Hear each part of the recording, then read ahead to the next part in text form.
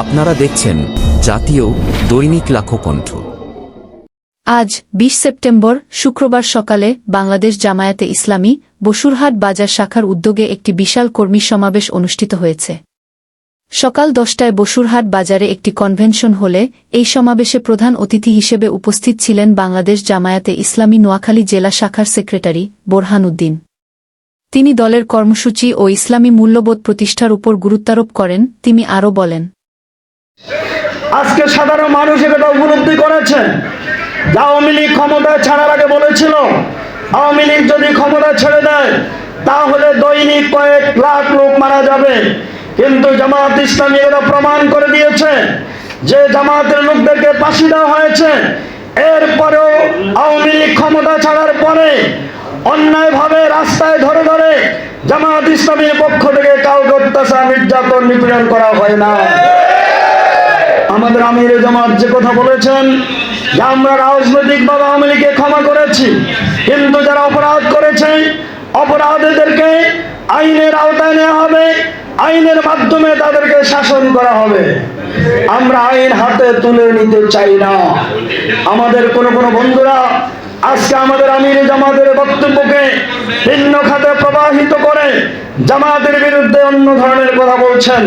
আমরা তাদেরকে পরিষ্কার হুঁশিয়ার করে দিতে চাই, জামাত ইসলামী এ ধরনের কোন সংগঠন নয় যারা সমাজে রাষ্ট্রে বিশৃঙ্খলা করবে।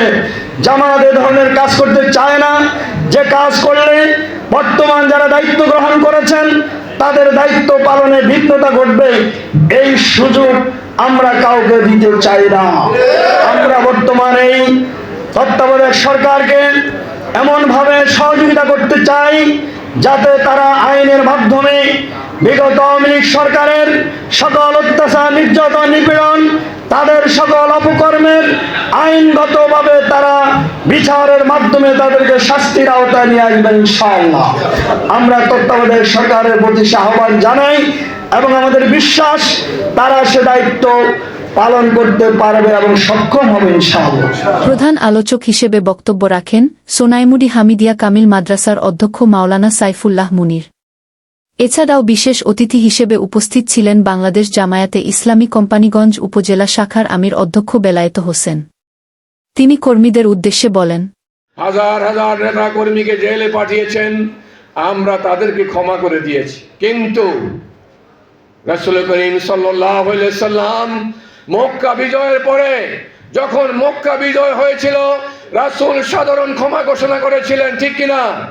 কিন্তু যারা চিহ্নিত সন্ত্রাসী মানুষদের আরামের ঘুমকে হারাম করে দিয়েছিল, ব্যবসা প্রতিষ্ঠান ধ্বংস করে দিয়েছিল, তাদেরকে কিন্তু কোনো ক্ষমা নেই, ঠিক কিনা বলেন?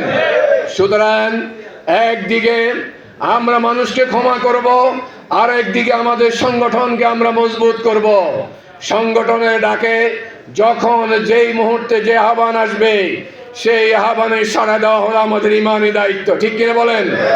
রাসূল করিম সাল্লাল্লাহু আলাইহি ওয়াসাল্লাম বলছেন, আসা আল আমিরা ফাকাল আসানি, যে বৈঠকের আহ্বান করার পরে বিভিন্ন অজুহাত দিয়ে বৈঠক থেকে বিরত থাকলো, সে প্রকারান্তরে আমি রাসূল করিম সাল্লাল্লাহু আলাইহি ওয়াসাল্লামকে অস্বীকার করলো, এবার আনুগত্য আল্লাহ আনুগত্য থেকে নিজকে পিছিয়ে নিল, ঠিক কিনা বলেন?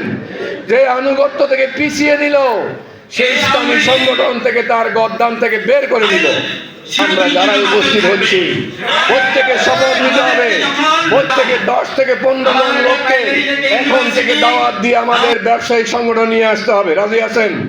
তাহলেই আমাদের নেতৃবৃন্দকে যেভাবে একের পর এক ফাঁসি দেওয়া হয়েছে, আমাদের নেতা কর্মীদেরকে একের পর এক কারাগারে নিক্ষেপ করা হয়েছে, এর প্রতিশোধ তখনই আমরা নিতে পারবো, ঠিক কিনা বলেন? যত বেশি লোককে দাওয়াত দিয়ে ইসলামী আদর্শের দিকে নিয়ে আসতে পারবো। এ সময় আরও বক্তব্য রাখেন বাংলাদেশ জামায়াতে ইসলামী বসুরহাট পৌরসভা শাখার আমির মাওলানা মোশাররফ হোসেন। তিনি দলের অবকাঠামো উন্নয়নে কাজ করতে সকল কর্মীকে আহ্বান জানান।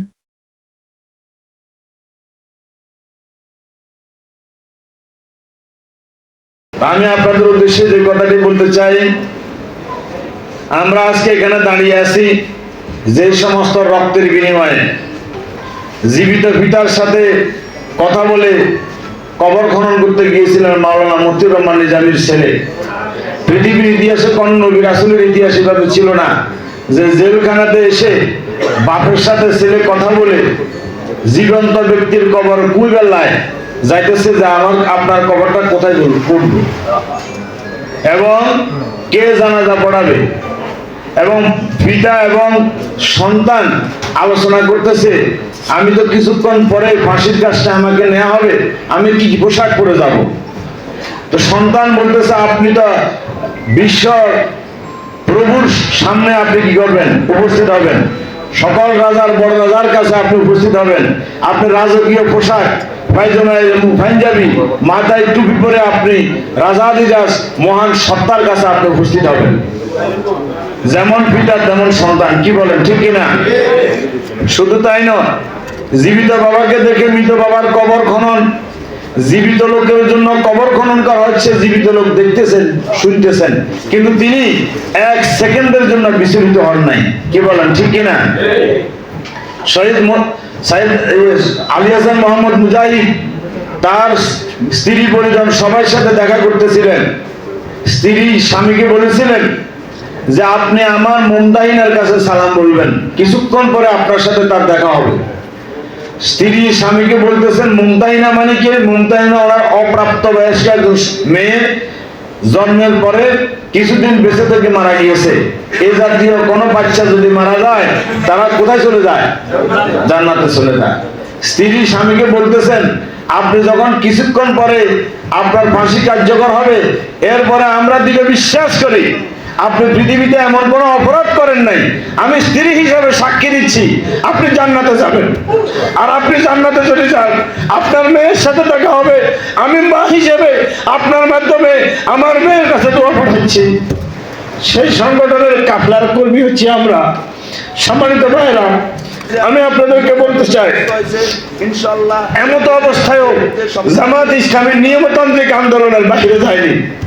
জামাত ইসলামী কখনো অস্ত্র ধারণ করেনি, জামাত ইসলামী সিস্টেমের বাইরে কোনো আন্দোলন করেনি, যার কারণে জামাত ইসলামীর নেতা কর্মী সমর্থকদেরকে পঙ্গু করা হয়েছে, গুম করা হয়েছে, মামলা দেওয়া হয়েছে, বাড়ি ছাড়া হয়েছে, ঘর ছাড়া হয়েছে, ব্যবসা বাণিজ্য ছেড়ে দেওয়া হয়েছে, চাকরি আর হয়েছে, কিন্তু তারা সংঘাত এবং অসহনীয় কোনো অন্যায় কার্যক্রম তারা করেনি। করছে কিনা বলেন? এবং পুলিশ প্রশাসন জামাতের নেতা কর্মীদেরকে গ্রেফতার করে কোনো অস্ত্র উদ্ধার করতে পারেনি। সম্মানিত ভাইরা, আমি আপনাদেরকে বলতে চাই বসুরহাট বাজারের উপরে একই দিন 2013 সালের 14 ডিসেম্বর একাত্রে 7 জন ভাইকে শহীদ করা হয়েছে। শহীদ করার পরে আমাদের বিরুদ্ধে মামলা হয়েছে, শিবির জামাতের বিরুদ্ধে, জামাত শিবিরের বিরুদ্ধে আক্রমণ করে পরস্পর গোলাগুলি করে লোক মারা গিয়েছে। পুলিশ 223 রাউন্ড গুলি ব্যবহার করছে আইন শৃঙ্খলা নিয়ন্ত্রণ করার জন্য। আর আমাদেরকে তার দায় নিয়ে আমাদেরকে ক্রস ফায়ারের আসামি করা হয়েছে। আমাদের আবু নাসের মোহাম্মদ আব্দুল জাহির সাহেব আমাকে জিজ্ঞাসা করলেন যে মুশারফ, তোমাদের বিরুদ্ধে অভিযোগ হচ্ছে তোমরা পুলিশের বিরুদ্ধে অস্ত্র তাক করেছিলে, এ কারণে তোমাদের বিরুদ্ধে পুলিশ এইভাবে গুলি করেছে। আমি উনাকে বলেছি আপনাকে কথা বলেছেন কে? তখন তিনি বলেছেন ওবায়দুল কাদের সাহেব বলেছেন। আমি বলেছি আপনি আমাকে এই এনসিও দিতে হবে, রূপালী সত্তর আমি জানাবো, এবং আমরা পুলিশকে কোনো অস্ত্র তাক করিনি, আমরা কোনো অন্যায় করিনি। আমরা এই নিশ্চয়তা দিতে পারি যদি পুলিশ গ্রেফতার না করে হাজার হাজার লোক আমার পক্ষে এসে সাক্ষী দিবে ওবায়দুল কাদের সাহেব যে কথা বলেছে তা মিথ্যা প্রমাণ করে থাকবো। বসুরহাট বাজার শাখার সভাপতি গিয়াস উদ্দিন দিদার। অনুষ্ঠানে আরও উপস্থিত ছিলেন বসুরহাট পৌরসভা শাখার সেক্রেটারি মোহাম্মদ হেলাল উদ্দিন, শ্রমিক কল্যাণ ফেডারেশনের সভাপতি মোহাম্মদ ইয়াকুব হোসেন, বাজার শাখার বাইতুল মাল সেক্রেটারি শাহাদাত হোসেন, বিশিষ্ট ব্যবসায়ী রফিক উল্লাহ, ওলামা পরিষদের পৌরসভা শাখার সভাপতি জিল্লুর রহমান, রূপালী সত্তর ইউনিটের ফখরুদ্দিন স্বপন এবং থানা মসজিদের পেশ ইমাম আবুল হাশেম। এই কর্মী সমাবেশে বক্তারা ইসলামী মূল্যবোধ প্রতিষ্ঠার জন্য দলীয় কর্মীদের আরও সক্রিয় ভূমিকা পালন করার আহ্বান জানান।